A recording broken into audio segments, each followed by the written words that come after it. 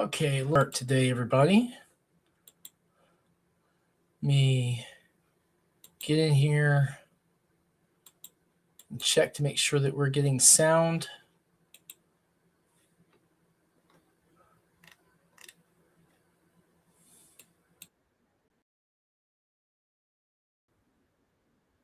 Cool. Groovy. All right, I can take this off then. Sorry I ran a little late. Let's get the chat up here. Cool. Hey, everyone. Sam Quinton with Sunopa Publishing. We're right here in Frankfort, Kentucky. My desk space is a mess at the moment. I haven't eaten my dinner yet, and it's right next to me. So you might catch me snacking a little bit in between moments on stream, which is something I probably shouldn't do, but whatever. All right, so I don't have scripts when I do these live streams. We just kind of go off the cuff. I usually have like a theme and explore those. We didn't stream last week. I had the flu. My daughter had the flu. Whole household, all two of us had the flu really bad, and so I couldn't talk, and she was coughing everywhere. It was a whole thing. And then a week of sub-freezing temperatures here in Kentucky, like actual winter temperatures. Hoorah. And then last night, we had a police incident. That's not fair. We had an incident where the police had to be called on the place behind my house, behind my apartment last night. So that kept me up all night. But tonight, one thing that I want to talk about is con preparation. When I do conventions, I always do so with the intent of, being profitable. And thus far, we've been profitable at every convention except for one. So that's pretty good record. One of the things I'm doing right now is going over what we're going to be carrying. Now, we still have a pretty sizable inventory of comics, but there are some holes in our inventory. So, for example, I am out of Necroholic issue 1. I'm out of Necroholic issue 2. I'm almost completely out of Necroholic issue 3. I am completely out of Reign of Ages issue 1 and Reign of Ages issue 2. And don't have very much left of Reign of Ages issue 3. I'm fully stocked on 47 Furies Tales because we ordered really huge print runs of those. And I've got enough. I think I've got enough Tibian or time-traveling psychedelic mushrooms to get me through the middle of the year. I think I've got about 800 copies left. So that should, I think, carry me through Lexington Toy and Comic Festival in March, and then also into a couple of the smaller cons in April and May. Bear with me because I literally haven't eaten. So, yep, that's too hot. Okay. So in preparation for that, I'm going to have to go through and calculate what our anticipated sales are going to be on the conventions that we've been to before. So we know that going into, say, for example, Lexington, we're probably going to sell about 600 to 700 comics. That's usually about where we fall in at that convention. And we do that in a number of different ways. Like we'll have a deal where you'll get issues 1, 2, and 3 for like $10. Usually sell the books at $5 a piece. And we can do that because we print to get an economy of scale. We want to target a print run large enough that we're seeing print cost of $1 or under. Now, the problem is with the way printing costs have been rising the last couple of years, the number that you have to print to get that gets higher and higher. So I need to reach out to the printer and figure out what we're going to look at and try and hit that margin. Now, at conventions, I always try to sell higher volume. And the key thing about that is like when I do smaller conventions, I have to do smaller conventions that have low overhead costs. So, for example, when I do Corbin, Kentucky, table space there is $50, which is a steal any way you look at it. I sell 10 books, I made the table cost. I sell 3 more books, I made my fuel costs. And so by the time I've sold 20 books, I'm profitable if I'm not accounting for time, right? So getting those calculations together is always important. Now, so for Lexington, like I said, we're going to usually sell 6 to, well, I shouldn't say usually. My experience there is we sell between 600 and 700 comics at the Lexington Toy and Comic Festival. And mind you, these are just Sinopa books. 47 Furious Tales, Reign of Ages, Necroholic, Tibby and Her Time Traveling Psychedelic Mushrooms. Now, we haven't put out a new comic issue in a while, so we're going to have to rely a lot on new customers. Excuse me. So that's a little concerning. But we should have art by humans out for a new product. That'll be great. We got a ton of new art prints. That'll be great.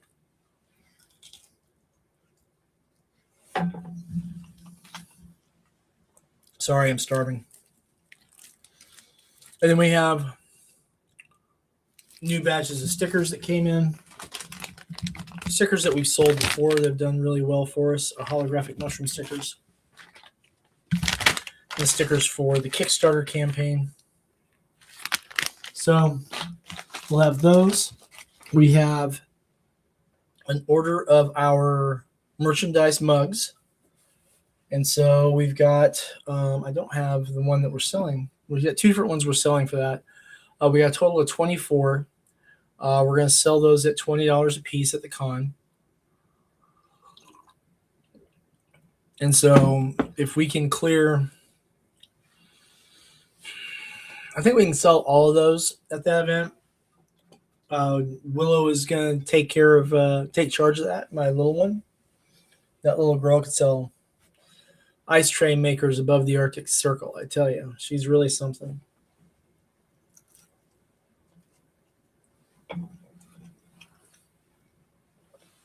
But we're going to take,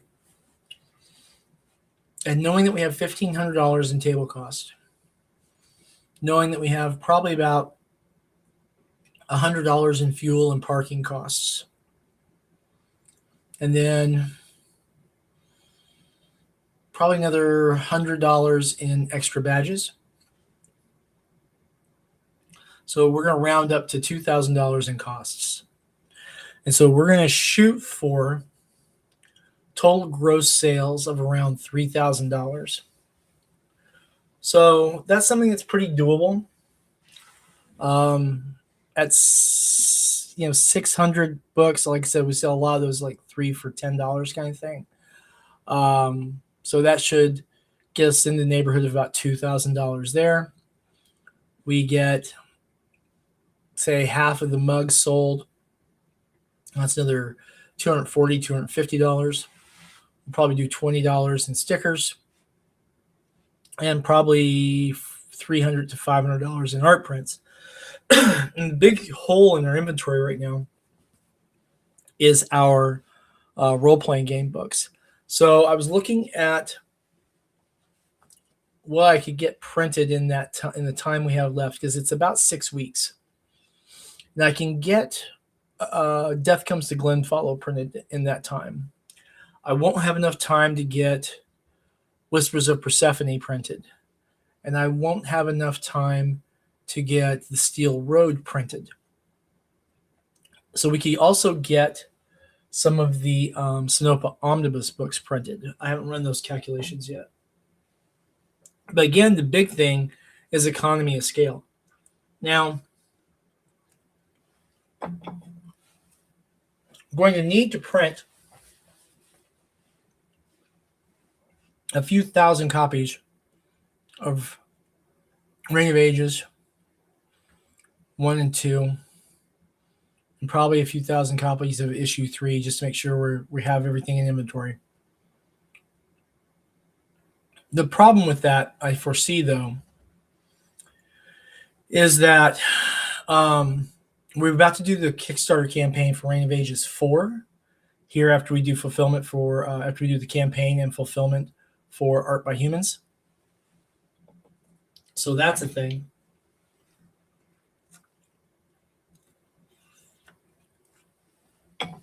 Sorry, guys. Bear with me. Blood sugar's a little low. But getting the inventory all together, like I said, we've got our art prints. We've got 47 Furious Tales. We've got enough Tibby to go. It's really the whole in Reign of Ages and Necroholic. Now, Necroholic issue 4 is almost done. Reign of Ages issue 4 is done except for the lettering. And then I think Nick still has 2 pages left to do. And then hopefully, here in about 6 weeks, we'll get started on 47 Furious Tales issue 4, which has been a really long time coming.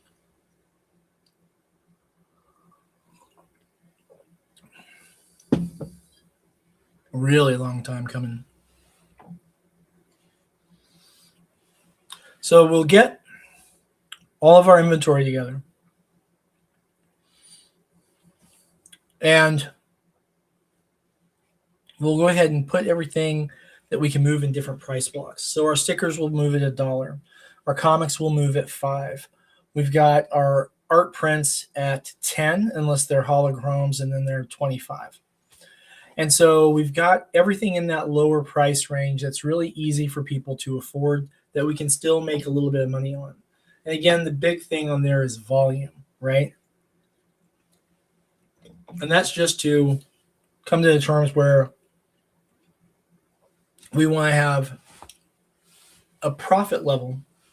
And for that, it's probably going to be about $3,000 to be profitable. Now, my godson is going to be working on the booth too. He's going to have a little bit of space that he's going to use to sell cards and such. It's going to be a very little bit of space. I was going to get 2 booth spaces, but that would have run $3,000 in table cost. And then all of a sudden, instead of trying to pull $3,000 in sales, we're trying to pull $5,500, $6,000. And that's just a lot of books to sell with just a couple of people at that price point. Now, if we were selling stuff at like $10 and $15 a book for comics, that would be one thing. Now, getting in some of the RPG stuff, if we get like some Sinopa Omnibus copies printed, that would be fantastic.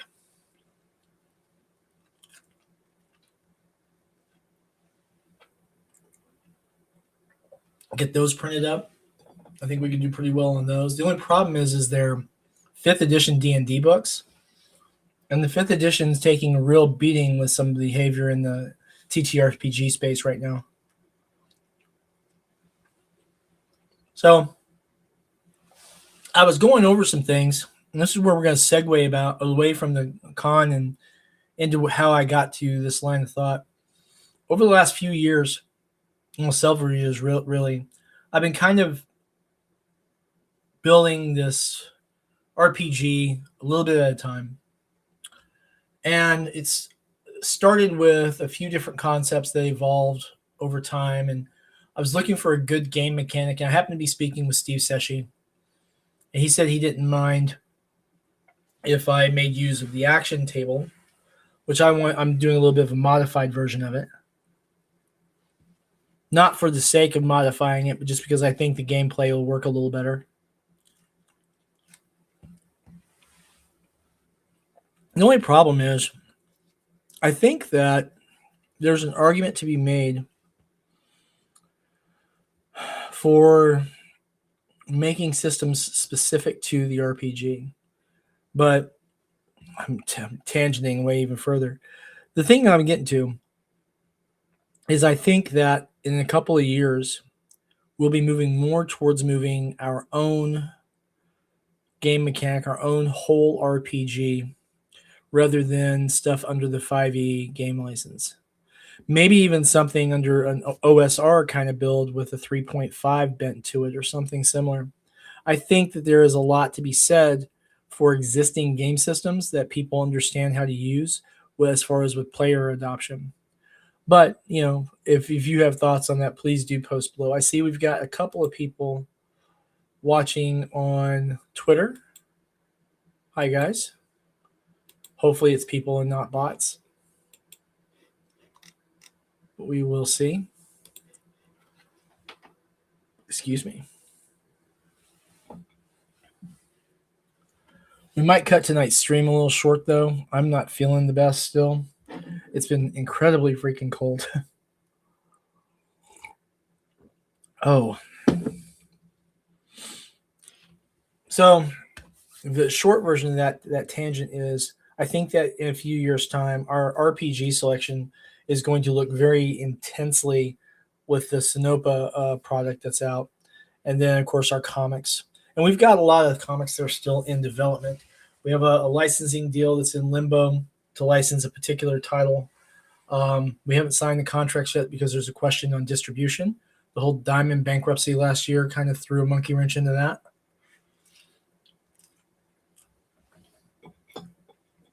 But I'm hoping we can get that finalized this year. The problem is that's going to be a very expensive project, like a very expensive project. So hopefully we can get the money together for it. Now, from a financial perspective, as far as the comics go, the most profitable title line currently is Tibby and her time traveling psychedelic mushrooms. We got the Kickstarter campaign, which of course I didn't profit on at all. Which don't be surprised by that, folks. You will very rarely see people who actually profit on crowdfunding. That's really not what the model's there for. But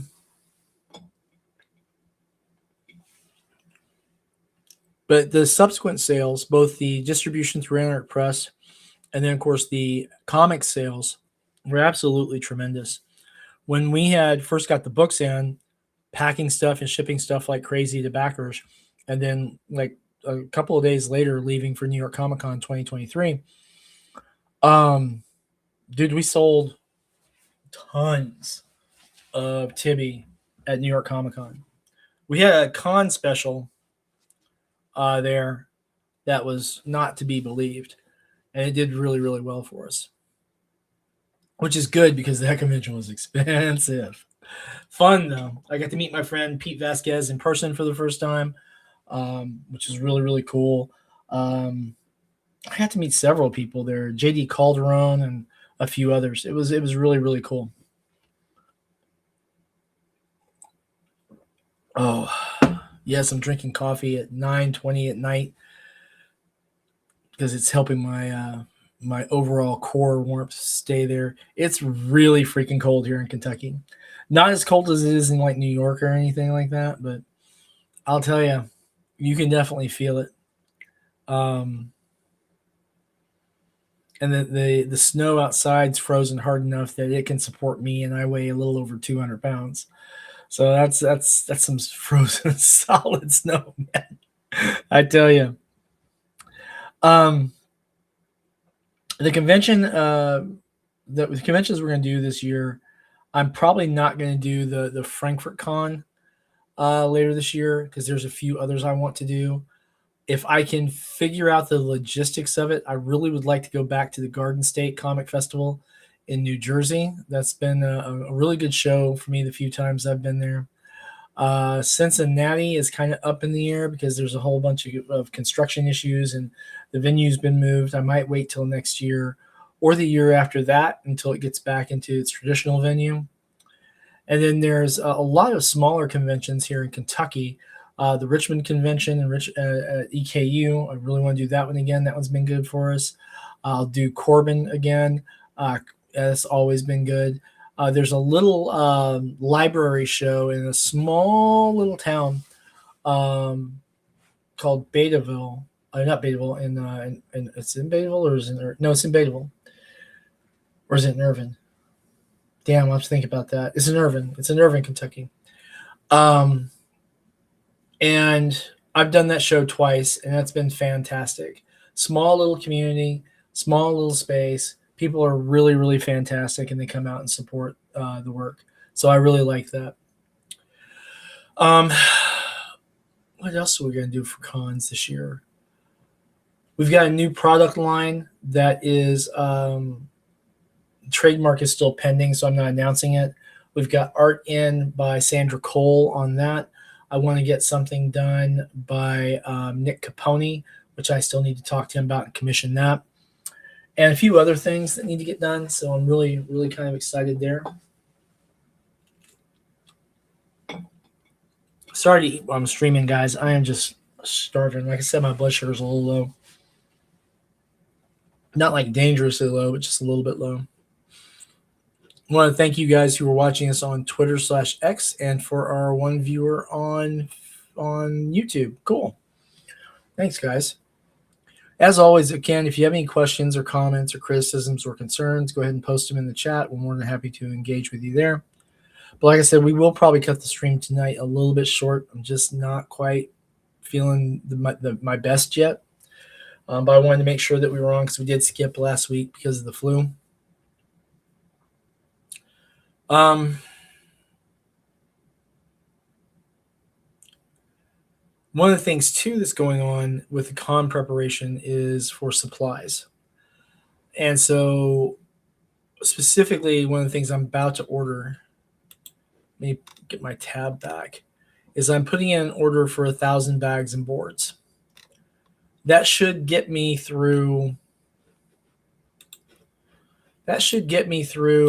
at least June, between the Kickstarter campaigns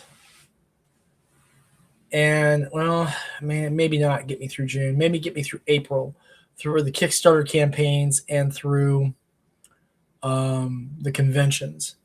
The conventions really eat up bags and boards. Like you'll go through 200 bags and boards in a day.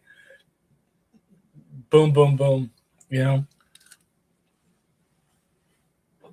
And the thing too is, comparatively, you know, if I'm selling a small con, maybe 100 books or 200 books or something like that, or at Lexington, which is kind of a medium-sized convention, I mean, you'll get it's the big con for the region. Certainly, it's the big con for the region until you get to like Louisville or Cincinnati. But Lexington has been so much more energetic for me than either Cincinnati or Louisville. But when you've got other folks out there who, like Henri, my buddy, sells hundreds of books. I've literally seen the man when we were a couple of tables apart in Cincinnati sell over 500 books in 2 days, which was just amazing. And most of it was sold on the first day because he ran out on the second day and he was out by the third day. Now, the funny part about that is that the con organizers, if you run out of stuff, they still want you there so that they don't have the appearance of having empty space at the con. And that's not just those con organizers. That's every con organizer I've ever met.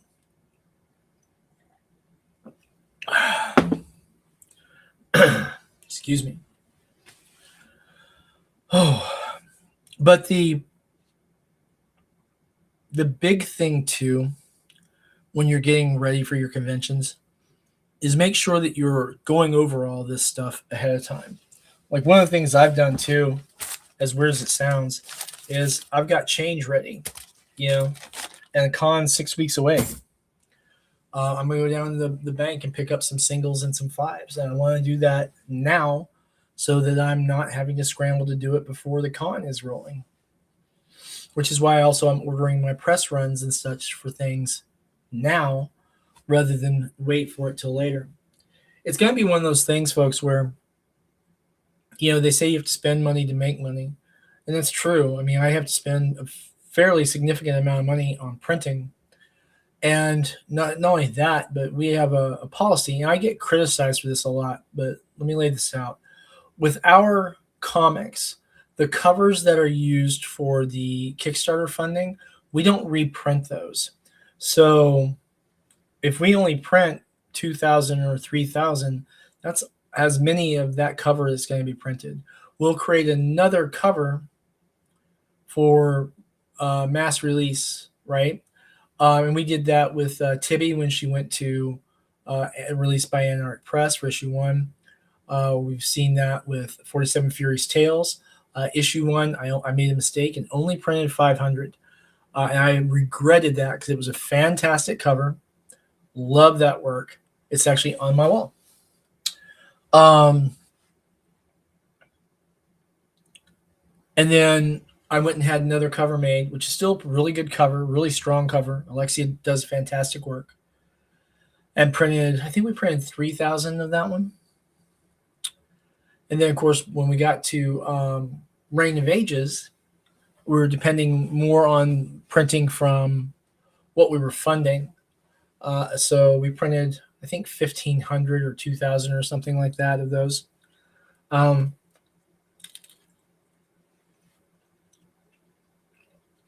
you're going to probably see, if most people will agree with this, is that when you're an indie guy, a lot of people are going to pick up issue 1.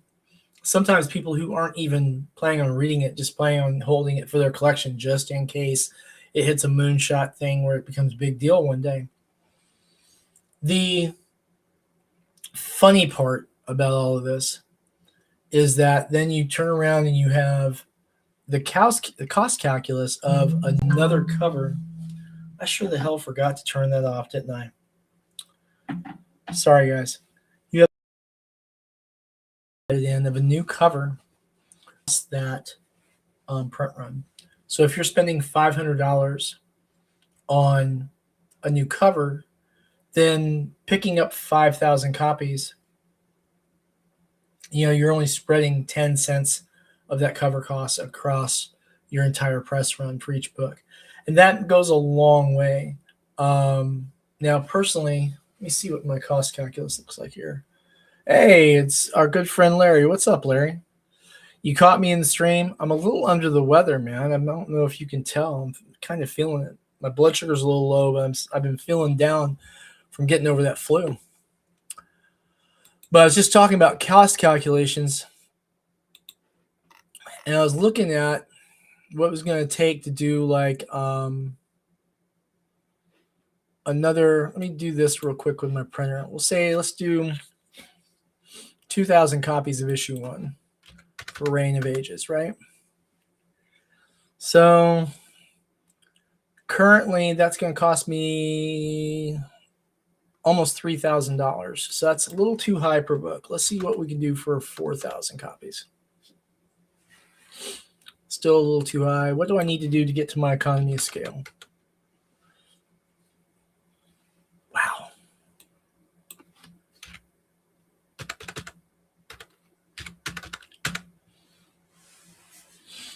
So yeah, I'd have to print like 7,000 copies to get to my target. So I'll have to talk to them and see what I can do about getting a deal worked out on that, because that's 7,000 copies is more than I have room for right now.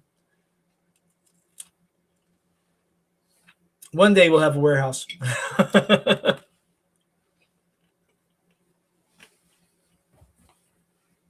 I saw something where this one comic creator had set up a warehouse, but I don't remember who it was. I thought that was kind of cool.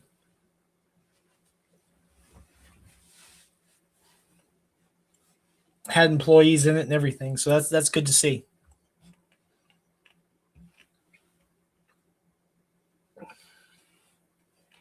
Man.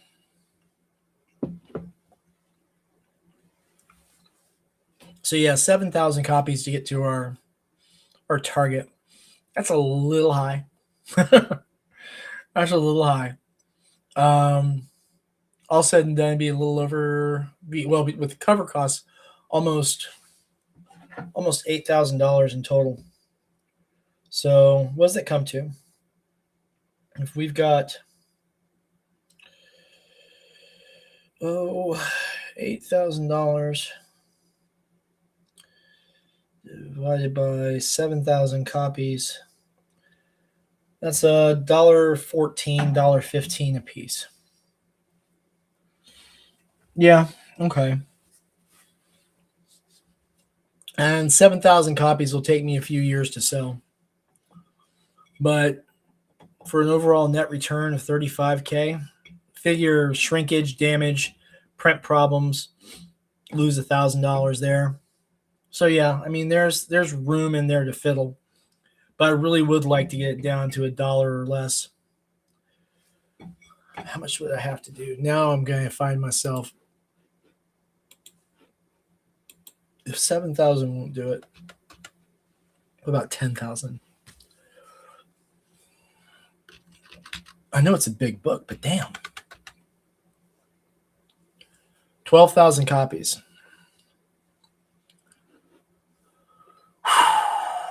Yeah, I'm not going to do that.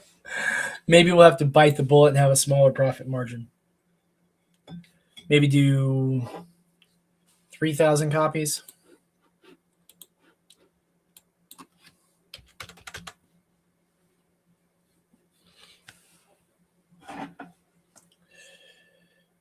See, so that's 3,800 and then 500 for the new cover. 43 divided by 3,000. It's $1.43. I can probably work with that, I guess. So for all of you who are looking out there and saying, damn, Sam, you're out of your freaking mind. It's what we do, man. I mean, we've got to have inventory to sell.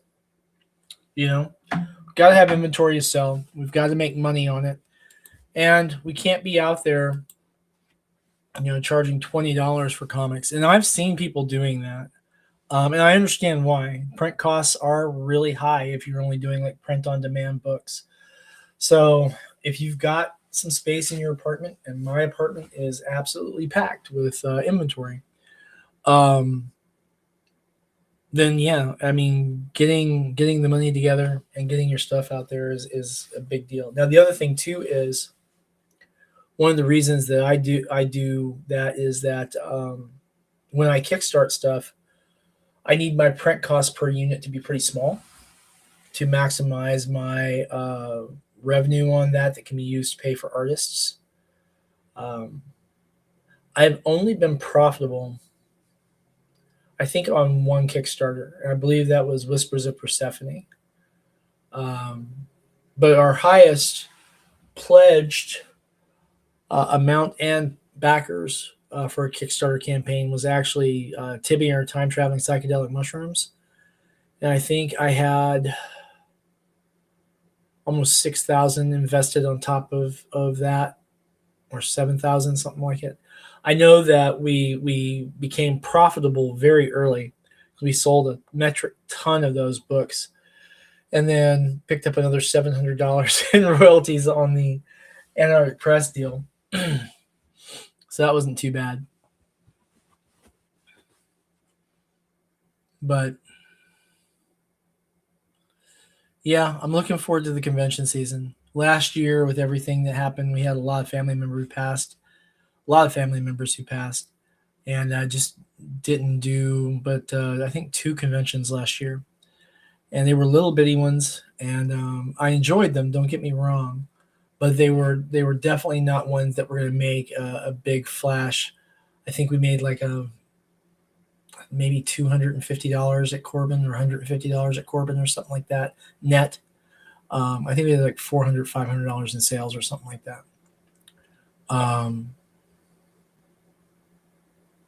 So not anything that's going to push the needle for the year very much.